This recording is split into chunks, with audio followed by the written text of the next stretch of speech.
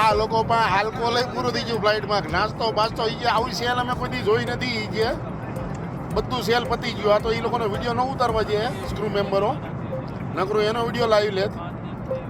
નાસ્તો નહીં, કોઈ આલ્કોહોલ નહીં, બિયર નહીં, હતું બધું જ હતું, પતી ગયું, ફિનિશ.